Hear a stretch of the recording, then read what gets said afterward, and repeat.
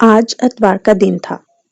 مجھے اور میرے چھوٹے بھائی کو اسکول سے چھٹی تھی، تو امی ابو نے سوچا کہ کیوں نہ آج بچوں کو گھر چھوڑ کر گھر کے لیے کچھ ضروری سامان خریدا جائے۔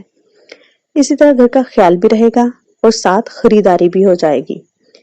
انہوں نے بازار جانے کی تیاری کی اور جاتے وقت مجھے سختی سے گھر میں رہنے کی تاکید کی اور یہ کہا کہ کسی کے لیے بھی دروازہ نہ کھولنا اور چھوٹے بھائی کا خیال رکھنے کا کہا۔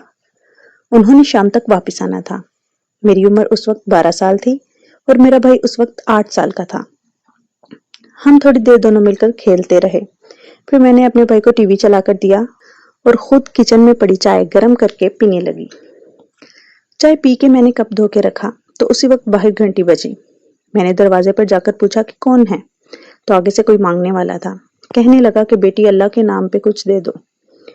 میں نے کہا کہ بابا معاف کرو، گھر میں کوئی نہیں ہے۔ بس یہی میری غلطی تھی جو میں نے اسے بتا دیا کہ گھر میں کوئی نہیں ہے۔ اس نے دوبارہ کہا کہ چلو کوئی روٹی دے دو، میں رات سے بھوکا ہوں، کچھ نہیں کھایا۔ وہ منت سماجت کرنے لگا۔ روٹی تو کچن میں موجود تھی، سو میں نے دروازہ کھول کر اس کو گھر میں بلا کر صحن میں بٹھا دیا اور خود روٹی نکالنے کچن میں چلی گئی۔ 2 روٹی اور پلیٹ میں سالن ڈال کر جب میں باہر آئی تو وہ فقیر صحن میں نہیں تھا، شاید وہ چلا گیا تھا، میں نے سوچا۔ میں نے دروازہ بند کیا اور کھانا واپس کچن میں رکھ کر بھائی کے پاس چلی گئی تو دیکھا کہ وہ ٹی وی دیکھتے دیکھتے وہیں سو گیا تھا۔ میں نے ٹی وی بند کیا اور خود دوسرے کمرے میں جا کر لیٹ گئی اور سونے کی کوشش کرنے لگی۔ تھوڑی ہی دیر میں مجھے نیند آ گئی۔ ابھی میں کچی نیند میں ہی تھی کہ کسی نے میرے منہ پر ہاتھ رکھ دیا اور مجھے اچھی طرح دبوچ لیا۔ میں نے آنکھیں کھول کر دیکھا تو خوف کے مارے میرا سانس رکنے لگا۔ جو فقیر کھانا مانگنے آیا تھا خائے بغیر ہی واپس چلا گیا تھا۔ اسی نے مجھے قابو کیا ہوا تھا۔ میں تو سمجھی کہ وہ چلا گیا ہے، لیکن وہ گیا نہیں تھا، بلکہ گھر میں ہی کہیں چھپ گیا تھا۔ اور جب میں نے اندر سے دروازہ بند کر لیا، کمرے میں لیٹ گئی تو وہ چپکے سے ہی میرے پاس آ گیا تھا اور اب میں خود ہی اس کے جال میں پھنس چکی تھی۔ میں اب تڑپ رہی تھی، مچل رہی تھی، لیکن اس کی گرفت کے آگے بے بس تھی۔ میں ایک 12 سال کی کمزور سی لڑکی اور وہ ہٹا کٹا مرد، میں کر بھی کیا سکتی تھی؟ اب مجھے اپنی ماں کی نصیحت یاد آ رہی تھی کہ بیٹا گھر میں رہنا، دروازہ نہ کھولنا اور بھائی کا خیال رکھنا۔ میں کیا خاک خیال رکھتی بھائی کا؟ اب تو میرا خیال رکھنے والا بھی کوئی نہیں تھا۔ میں بے آواز رونے لگی۔ میری آواز تو ویسے بھی اس نے بند کر ڈالی تھی۔ اس کے نیچے میرا سانس بند ہو رہا تھا۔ میں خوف کے مارے تھر تھر کانپ رہی تھی۔